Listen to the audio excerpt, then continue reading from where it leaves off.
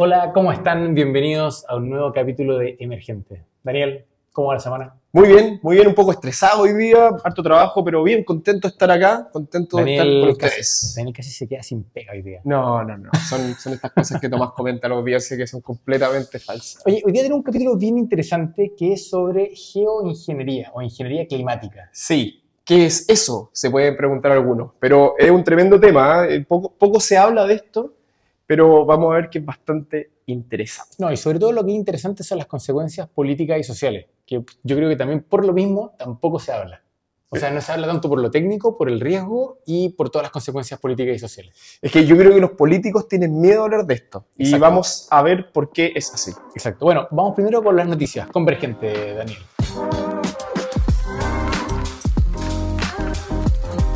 Esta noticia, probablemente más de alguno la escuchó, pero tiene que ver con que Elon Musk le cambió el nombre a Twitter. Y desde esta semana ya no se llama Twitter, se llama X. Dependiendo de la versión de la app que usted tenga en el celular, todavía puede ser que vea el pajarito, pero si está seguro viendo la aplicación web, va a haber una X. Y lo interesante es que la X para Elon Musk tiene una historia, porque su primera plataforma, no su primera startup, su segundo startup, de hecho, que era una plataforma de pagos, allá por el finales del año 90 y tanto, ¿bien? Se llamaba X. Y de hecho, y después cuando el año 2001 vino la burbuja, las .com y todo colapsó, X se fusionó con PayPal. Y ahí, de hecho, Elon Musk le compró a PayPal en el 2017 el dominio X. Esto lo digo nomás por el sentimentalismo del corazoncito de Elon, de que le quería poner a algo X de vuelta. Sí. Y por eso SpaceX y así. Pero el punto, y acá vino lo interesante, es que más allá de la discusión del rebranding o no, es que el tipo quiere hacer una super app. Daniel, ¿sabes lo que es una super app? Yo sé lo que es una super app porque lo estuve leyendo el otro día. En China son muy comunes. Por ejemplo, Tencent, el ejemplo más claro, es una app que no es como en Occidente, como estamos acostumbrados, que las apps son para una tarea en particular. Las super apps son apps, valga la redundancia, que te sirven para múltiples cosas, desde pagar, leer noticias, red social, etcétera. Entonces tienen público enganchado, una base de público y van ofreciéndole todos estos servicios y no existe eso en Occidente. Exacto, como que no ha funcionado. Podríamos decir que quien más lo ha intentado ha sido Meta con Facebook, de que en el fondo la aplicación de Facebook tiene mensajería, ha intentado hacer una especie como de e-commerce, ha intentado hacer una plataforma de videos al mismo tiempo que una plataforma de posteos, pero no lo ha logrado bien. Y eso, de alguna manera, exacerba este típico tema que nosotros conversamos sobre el poder de las plataformas digitales.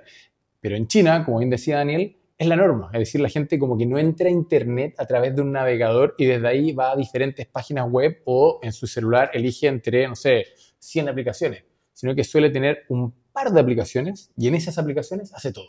Exactamente, y eso es lo que está intentando, lo cual es una tremenda jugada, porque matar una marca como Twitter, exacto, hay que estar muy seguro para hacer esto. O sea, y bueno, lo que pasaba es que los tipos ya están hablando de que con respecto al año pasado o hace 18 meses, están teniendo la mitad del revenue, pues justamente porque no estamos necesariamente en crisis, pero han bajado bastante el advertising, la publicidad online, por lo tanto Twitter está teniendo menos ingresos, al mismo tiempo buscando tener nuevas líneas de negocio.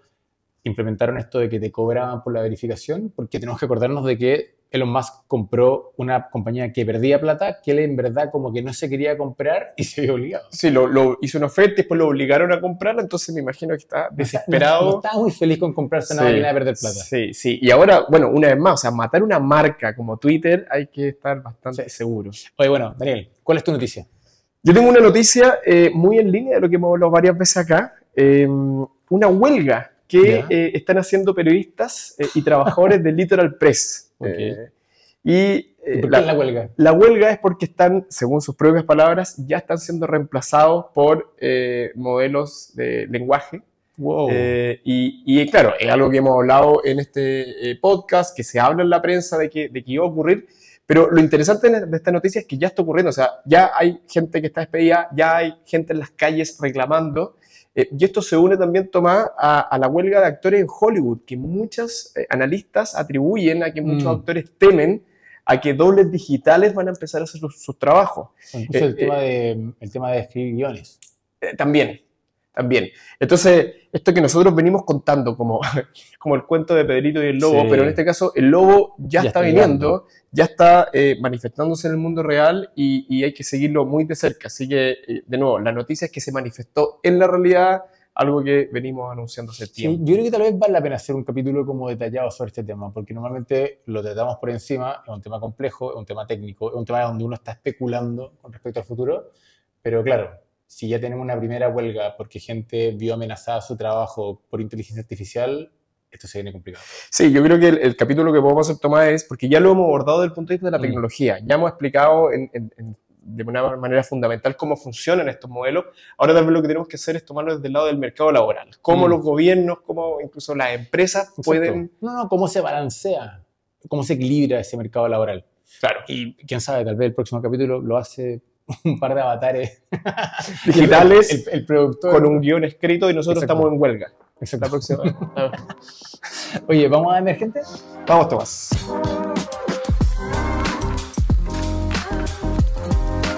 Emergente, esta semana. Estamos todos súper conscientes del calentamiento global, ¿cierto? Hay un par de negacionistas por ahí que pueden estar diciendo que esto no es así, que hay un par de científicos que dicen que no es cierto, que están... Bueno, siempre hay un buen debate en el mundo científico y eso está bueno. Pero hay un consenso por la gran mayoría de los científicos y las grandes instituciones que efectivamente el calentamiento global de los últimos 150 años ha sido originado por el hombre. Sí, que está ocurriendo y que está originado por el hombre. Exacto. De hecho, el 3 de julio fue el día más caliente de la Tierra en promedio, alcanzando 17 grados. Y la fecha anterior había sido un par de años antes, el 2016, con 16.9. Sí. O sea, ojo. Sí, es difícil esos detallitos igual, sí, pero... Sí, y de hecho acá en Inglaterra, en Reino Unido, mejor dicho, junio fue el mes más caliente también en la historia medida de Inglaterra. Lo sentí. Sentí el calor en mi propio... La verdad que yo llevo varios años en Inglaterra y es claro cómo ha ido evolucionando cada verano. La sensación térmica es mucho mayor, entonces yo creo que es difícil hoy día argumentar que no está ocurriendo. Así que, bueno, vamos... ¿Y cuál es el tema entonces? La pregunta es que cuando estamos intentando combatir el cambio climático, históricamente lo que hemos hecho en los últimos 20 años es pensar, bueno, cómo emitimos menos carbono, cómo contaminamos menos, cómo somos capaces de generar nuevas formas de producción, de comercio, de viaje, de transporte para producir menos carbono, ¿cierto? Porque entendemos que el carbono es lo que aumenta la temperatura del planeta. Sin embargo, una discusión que siempre ha sido bastante soterrada es todo el tema de ingeniería climática, que tiene que ver con cómo nosotros echamos a andar e implementamos tecnología, que esa tecnología manipule el clima y por lo tanto somos capaces de bajarle los grados a la temperatura del planeta, no porque reducimos la cantidad de carbono emitida, sino porque manipulamos el clima. Sí. Daniel, ¿cómo funciona esto? No, la palabra es bien fuerte, es geoingeniería, es básicamente ingeniería aplicada sobre el planeta completo. Exacto. Entonces, sí, acá Tomás se va a enojar porque yo me voy demasiado conceptual a veces, pero la Tierra es básicamente un objeto termodinámico que recibe calor solar, genera trabajo, entre otras cosas, la vida funciona. Exacto. Y emite radiación. Y durante millones de años estaba en equilibrio. La radiación que recibía era más o menos la misma que emitía y por lo tanto el clima, la temperatura se mantenía relativamente constante. Cuando decimos constante es por un par de milenios. Sí. No es por millones de años. Un par de milenios. O sea, claro, pero no hay un aumento sostenido tan rápido como ocurre ahora. Lo que hemos hecho como seres humanos es que hemos tirado tanto a la atmósfera de estos gases invernaderos que la radiación que entra no logra salir. Entonces, una de las soluciones, la obvia, la que se habla siempre, es la de reducir estos gases invernaderos. Exacto. Sin embargo, conceptualmente, uno podría solucionar el mismo problema de otras maneras, que es o bien reducir la cantidad de radiación que llega a la Tierra, y de hecho algunos científicos bien renombrados han propuesto poner satélites o alguna forma de capas físicas, espejos, por ejemplo, en órbita. Claro, como una especie como de telas gigantes alrededor de la Tierra. Claro, una sombrilla, un paraguas para poder imaginarlo, flotando fuera de la Tierra para que literalmente llegue menos radiación solar, que conceptualmente hace sentido. Ahora, el costo de eso, con los costos que hoy día tiene enviar kilos y materia al espacio, es prohibitivo. La otra solución que se ha propuesto también es aumentar la reflectividad de la Tierra. O sea, de alguna manera hacer que más luz se refleje.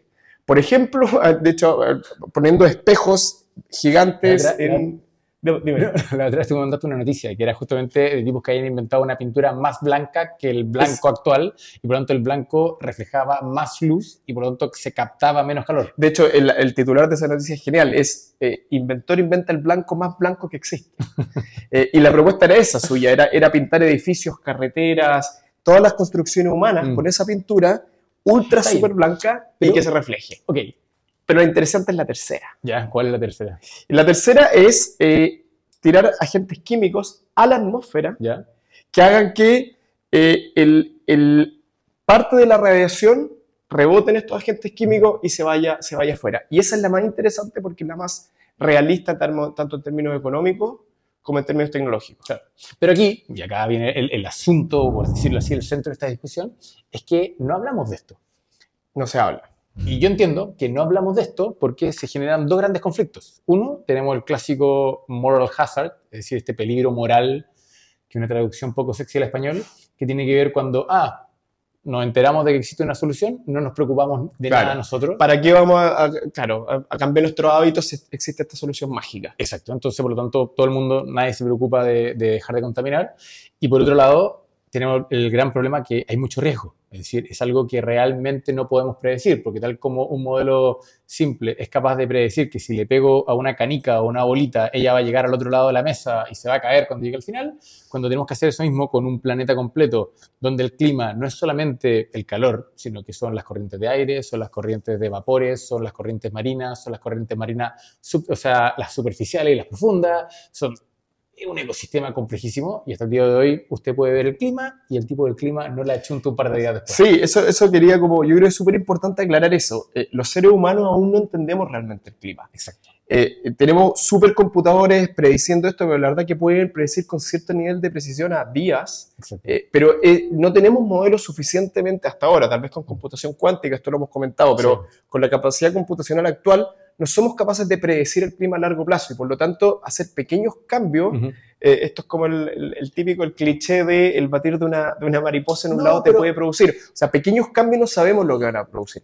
Entonces, para terminar el punto, Tomás, el riesgo de estas soluciones es que en principio deberían funcionar, pero hay un cierto riesgo de que se desestabilice el clima completo. Si empezamos a meter agentes químicos en toda la atmósfera, pueden ocurrir cosas que no somos capaces de predecir y ese es el riesgo que hay. Por eso que no es la panacea ni la solución obvia. Y ese riesgo, para terminar de graficarlo, no sé si ustedes alguna vez vieron El día después de mañana, que tiene que ver con una película donde no hay geoingeniería, sino que simplemente se da un camino diferente en el calentamiento global, que la película asume de que dado que se derriten los polos, terminan de enfriar demasiado las corrientes marinas y al enfriarse demasiado las corrientes marinas se genera una cantidad de tormentas polares o frías, por decirlo así, brutales y congelan todo el hemisferio norte, ¿cierto? Claro.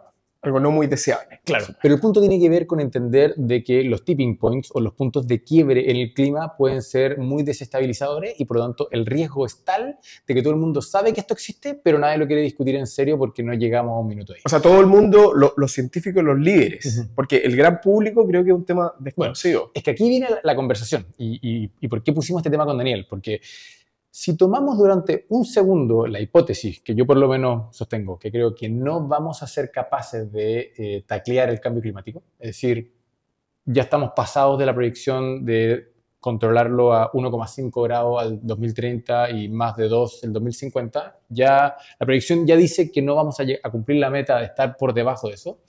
Lo que va a pasar probablemente, ya sea el 2030, el 2040 o el 2050, cuando empiecen a haber catástrofes reales, y esto lo conectamos justamente con el podcast anterior, donde estábamos hablando de las potenciales migraciones por esto, es que ese día los políticos se van a ver obligados a tomar estas soluciones o a ponerlas arriba de la mesa. Porque el político que diga, esto no tiene solución, mi país está teniendo que emigrar a otro lado, o estamos recibiendo una ola de migración desde un país vecino, o estamos con una serie de catástrofes y simplemente decimos, bueno, vamos a estar haciendo obras de mitigación y vamos a construir unas murallas por aquí, vamos a construir unos embalses por allá, el público va a decir, no, estamos hasta las tapas, estamos mal, estamos desesperados, y alguien por ahí va a decir, ojo, geoingeniería. Vamos a lanzar unos cohetes al espacio que van a bombardear las nubes o vamos a generar unos cohetes en el espacio que van a cubrir con una capa la atmósfera para que no entre tanto sol. la solución tonta y caricaturesca como suena, pero probablemente el político que plantee una solución va a tener el respaldo.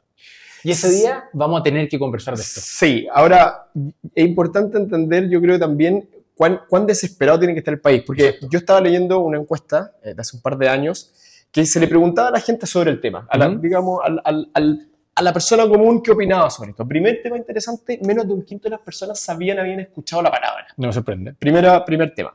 Y segundo, se les explicaba un poco y les decía, ¿qué opina usted? Y de manera interesante, las personas sin ser científicas, la mayoría obviamente, les sonaba o digamos intuitivamente lo encontraban peligroso, claro, y decían yo me opondría si lo ponen sobre la mesa. Porque efectivamente esto conlleva riesgos no solamente de desestabilizar el clima, sino que hay ciertos riesgos eventuales para la población también. Porque en general los gases que se utilizan son anhídrido sulfúrico y ácido sulfúrico, son como los más efectivos para hacer esto en términos tecnológicos y económicos, y eso puede llegar a producir lluvia ácida. Claro. Entonces hay un cierto peligro. Entonces la pregunta es, ¿hasta qué punto de desesperación tiene que estar un país para que el público esté dispuesto a decir, ok, voto por un político que propone esto? Yo creo que tiene que ver con estar desesperado. Y todo lo que estamos asumiendo es que el día que estemos desesperados, insisto, ya sea porque la población de un país está completamente migrando a otro o tú estás recibiendo, ese día vas a querer soluciones y ese día vamos a tomar cosas arriesgadas. Porque yendo fuera la lluvia ácida, que ya muchos países se la bancan y simplemente no lo saben, es verdad. O no saben que es ácida, como nuestro querido Chile, vamos a tener el tema de que el público va a reaccionar y va a querer una solución. Entonces, la pregunta es, o creo yo, el riesgo tiene que ver con lo que puede salir mal, porque el día de mañana tal vez voy a inventarte el siguiente escenario. Logramos, modelamos, imagínate, tenemos computadores cuánticos, tenemos suficiente inteligencia artificial. Me gusta cómo vamos uniendo los temas. Modelamos una fórmula donde decimos, voy a inventarte cualquier tontera, echamos suficiente hielo en esta corriente submarina y eso va a gatillar un reequilibrio, pero se va a desertificar completamente Australia, por ejemplo. Entonces, yo me imagino la conversación en la ONU, donde todo el mundo dice, se abrazan, dicen, hay solución. Encontrar una solución al cambio climático. Y el primer ministro de Australia. Los australianos diciendo, oye, está bien, nosotros estamos acostumbrados a tener la mitad del país como un desierto, pero que sea completo y ya no vamos a poder vivir ni siquiera en la costa. Chuta, no estoy tan feliz. Entonces la pregunta es, ¿el planeta va a querer sacrificar 23 millones de australianos? Y ahora hagámoslo un poquito más provocativo. Eso mismo, pero con Francia. Oye, el modelo va perfecto, se baja la temperatura, etcétera, etcétera, pero Francia pierde. Sí, o el sur de Sudamérica, por ejemplo. El cono sur deja de existir. Exacto. Lo vamos a inundar. Se va a inundar completo. Encontramos la forma en que subimos las mareas del planeta, es decir, el nivel del océano. Se van a inundar ciudades por todo el mundo, pero lo vamos a tomar como un costo razonable y el planeta se salva. Claro. ¿Qué hace el planeta? Sí. Es que, bueno, ahí volvemos a discutir cuáles son los mecanismos de discusión de la ONU. Creo que hoy día no hay mecanismos bien establecidos. Yo creo que lo que va a pasar, y acá es donde viene la discusión central, es, yo creo que van a darse 3 o 4 escenarios. ¿Bien? A ver. Y por favor, discúteme de vuelta.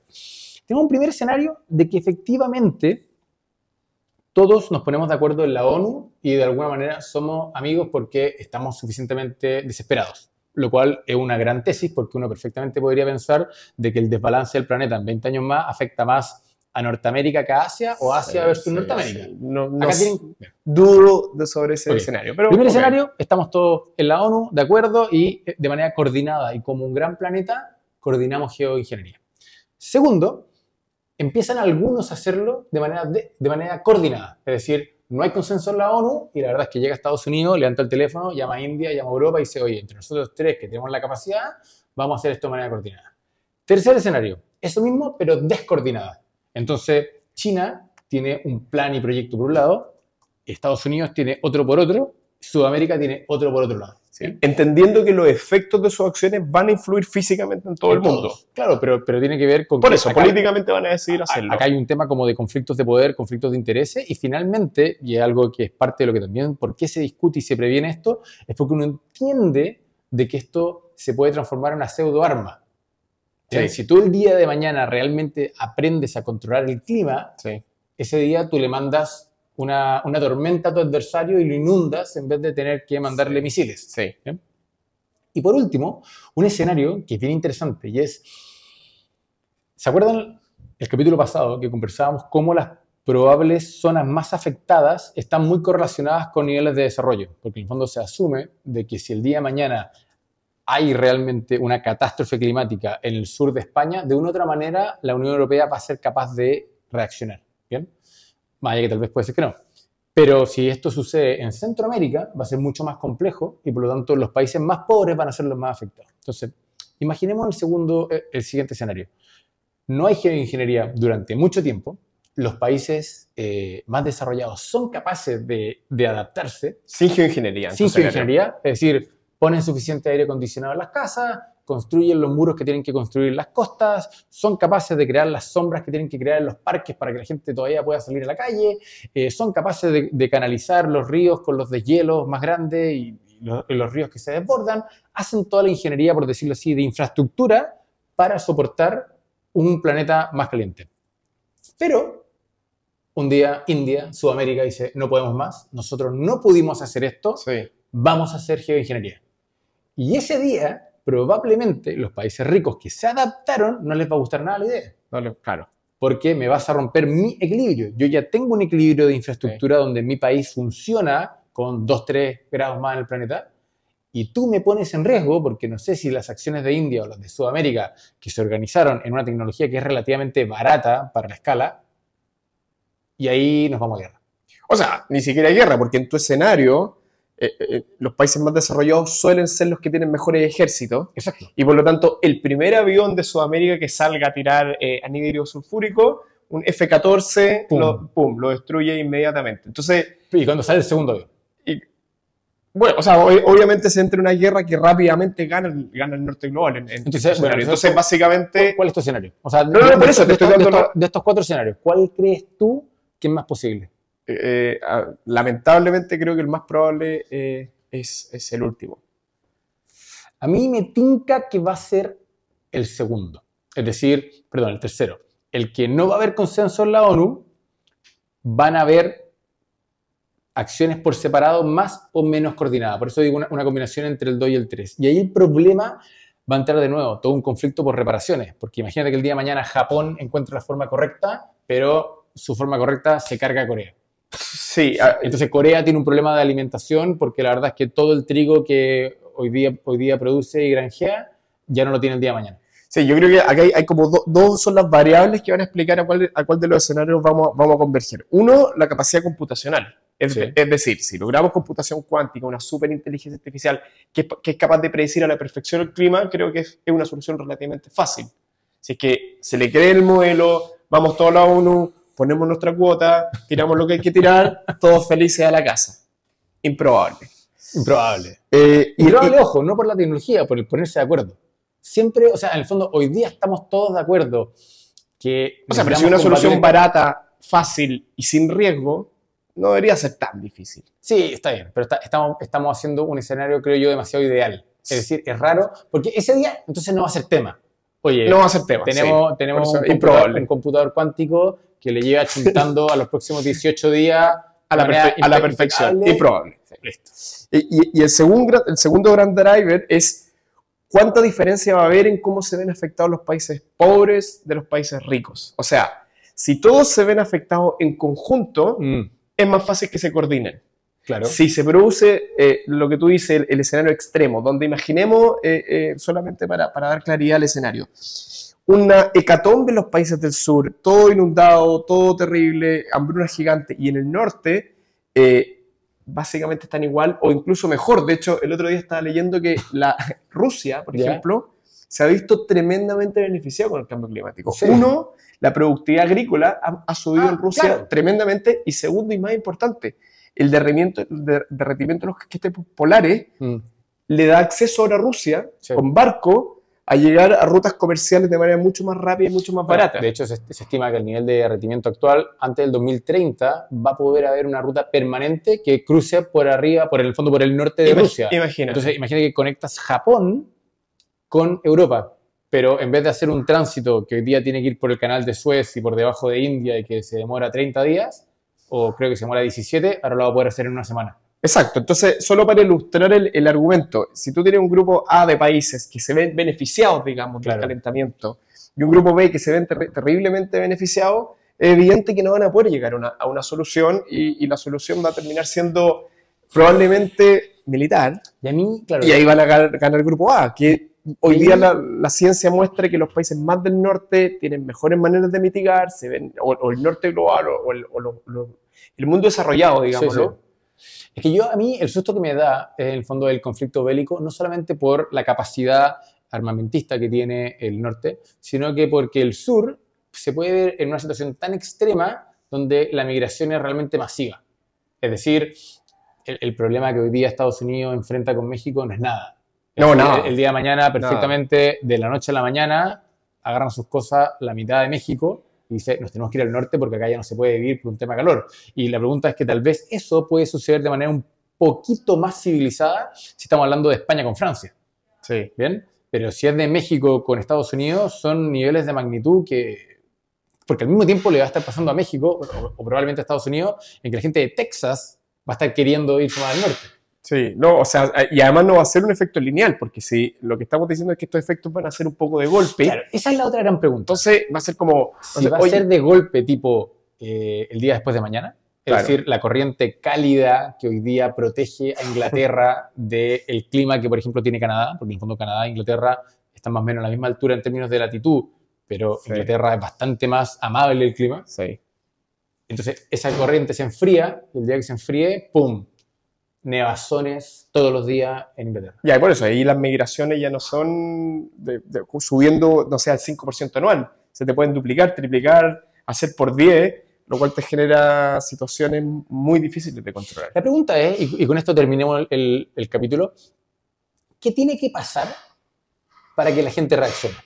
En el fondo, ya tenemos la evidencia científica, ¿cierto? Es decir, los científicos, a través de algo, comillas, fome o aburrido que hacen, tienen la certeza y el público se ha ido convenciendo poco a poco a lo largo de 20 años, porque acordémonos que el famoso documental de Al Gore, que fue como de las primeras acciones realmente masivas para concientizar, fue a principios del 2000, ¿cierto? Entendiendo que la conferencia de Kioto fue el 97, la de Brasil fue el 93, la de Río. O sea, llevamos 30 años en esto y nos ha costado casi que una generación convencernos de que tenemos un problema. Sí. Pero de ahí a realmente correr, a que solamente votemos por candidato de ecologista. Y entendamos ecologista donde hay un costo para el país, porque es fácil ser ecologista si es que somos capaces de hacer una transición sin costos. Porque si el día de mañana yo digo, mira, cambiamos toda la... No hay dilema. Cambiamos toda la matriz energética de un país y es verde y no nos va a costar más la electricidad y nadie va a perder su trabajo, no pasa nada. El problema es que lo que vemos, por ejemplo, en Europa, que es, por decirlo así, quienes lideran esto, es que ven que tiene tantos costos la transición que la población se resiste. La población no quiere pagar mayores costos de electricidad, la población no quiere perder sus trabajos, la población no quiere perder las industrias que están articuladas alrededor de fuentes contaminantes. O en India, por ejemplo, que Europa creció y llegó a los niveles de desarrollo hoy día a través de combustibles fósiles. Exacto. Baratos. ¿Cómo un votante de India se le explica que ya no puede usar este carbón? Y hoy día China e India están construyendo decenas de plantas de carbón. Sí, porque sigue siendo la electricidad más barata, confiable y así. Sí, han hecho esfuerzos grandes también en hacer... Bueno, entonces la pregunta es, para cerrar, ¿qué tiene que pasar? Es decir, ¿se tiene que inundar Miami y que no baje el nivel del mar y Miami quede bajo 1 metro de agua y no sea algo temporal como lo que pasó cuando se rompieron las represas de New Orleans hace varios años atrás? Sí. Se tiene que, no sé, la temperatura en Sicilia tiene que llegar a tal nivel de que todo el mundo en Sicilia deje sus hogares y como que el mundo entero entienda que un pedazo de Italia dejó de ser habitable. Sí, o tienen que llegar hordas y hordas de migrantes, millones y millones de migrantes al sur de Rusia tratando de entrar. Es muy feo cuando decís hordas, como que a mí me suena mal. No, lo que estoy tratando es de dar obviamente gente que se va a ver perjudicada por esto, pero es la visión desde los países, desde los decision makers, desde las poblaciones locales que vean que no pueden controlar. Claro. Es como el día de mañana pensando en Chile, en que haya realmente una gran sequía y la pregunta es, bueno, ¿van a alcanzar a implementarse la tecnología para desalar agua y que de esa manera resolvemos el consumo humano? ¿O la verdad es que va a ser tal nivel de crisis de un año para otro que no vamos a saber qué hacer. Sí, y tampoco más sabemos a quién le va a tocar. Nos podría tocar a nosotros, Exacto. lo hablamos en el capítulo pasado, ser cualquier persona que está escuchando, un migrante obligado. Pero yo quiero hacer la pregunta a la audiencia. ¿Qué piensan ustedes que tiene que pasar? ¿Se tiene que incendiar un edificio en Nueva York porque la verdad es que el aire acondicionado no dio más y la verdad es que simplemente todos los cables colapsaron y se incendió un edificio icónico? No sé, como que estoy pensando, no, ¿qué tiene que pasar para que la gente reaccione? Sí, coméntenos, díganos cómo visualizan ustedes este escenario catastrófico que tiene que ocurrir para que reaccionemos. Claro, porque la pregunta es, ¿tiene que ser catastrófico a nivel masivo o tal vez algo mucho más simbólico y puntual? Como decía de nuevo, un edificio en Nueva York. O tal vez afectar a los líderes de opinión, tal vez algo que a los grandes líderes de alguna manera los afecte personalmente. No lo sé. Imagínate el día de mañana, no sé, las plataformas petroleras que están en Dubái tienen tal nivel de calor que no pueden operar. Y la verdad es que la cantidad de petróleo que se extrae no se puede extraer porque hay una restricción técnica. No lo sé, como que pueden ser de cualquier tipo. O los millonarios que van a esquiar a, no sé, Aspen. Ya no pueden esquiar. Ya no pueden esquiar y por lo tanto un costo tan terrible que deben hacer finalmente algo. Qué brutal. Bueno, queridos, como siempre, un placer poder tener esta conversación y que ustedes nos comenten. Daniel, muchas gracias. No, gracias a ti, Tomás. Oye, muy buen capítulo. Muchas gracias por escucharnos. Un abrazo grande. Que estén muy bien. Nos escuchamos la próxima semana.